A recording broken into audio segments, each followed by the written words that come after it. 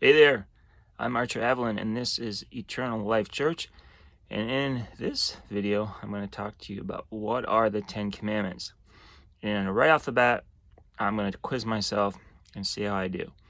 I'm going to do the 10 Commandments. I'm going to do them backwards for an extra challenge. Okay, so number 10 is thou shalt not covet.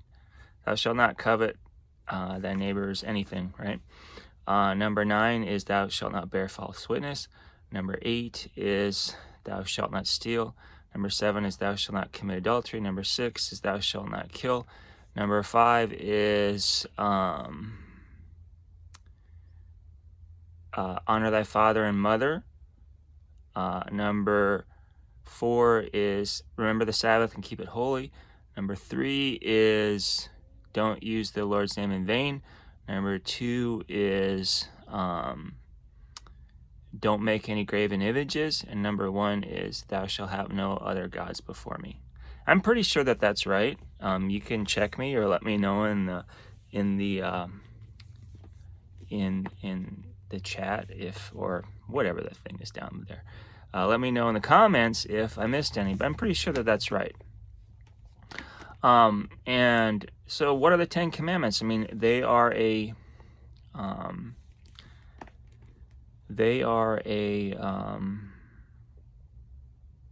code, like an honor code, but it's more than that. I mean, it's the best laws that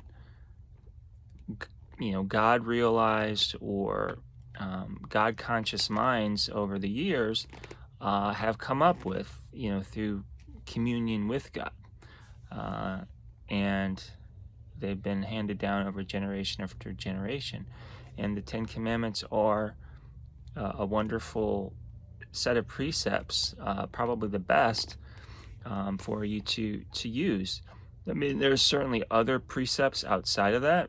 In the yoga community, they have, the yamas and the niyamas, which, there's 5 of each of those. So again, that's sort of the 10 Commandments. And, if you look at the 10 Commandments, they interlace pretty well with the yamas and the niyamas. One of the principles is satya, which is nonviolence. I think that's what it is. I'll have to double check that. But at any rate, they have the principle of nonviolence, which is that's a little more than thou shalt not kill, but the principle's still there, to be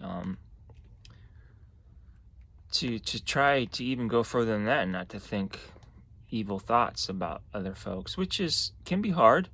That can be challenging at times, depending on what degree of victim mentality you may have, or perhaps the things that you've experienced in your life. I mean, let's face it, there can be times when people will stab you in the back, and that just happens.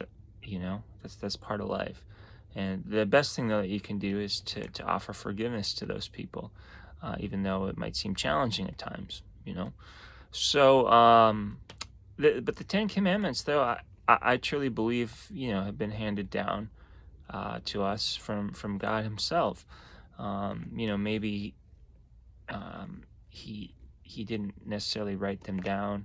I mean, the biblical story of Moses picking them up through the burning bush and being on Mount Sinai, that's pretty cool.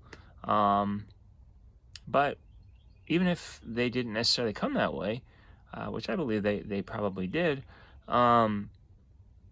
it's a good code. It's a good code of conduct. And I'll be honest with you. What makes memorizing the 10 Commandments really pretty easy is if you actually know numerology, or if you just think of the number 1. 1, no other gods before me. 1, God is one. There's one God. So that's the first one. Number 2 is thou shalt not make. Usually, when there's one creates the second. Thou shalt not, make any graven images. The third, the number 3 is involved a lot with communication.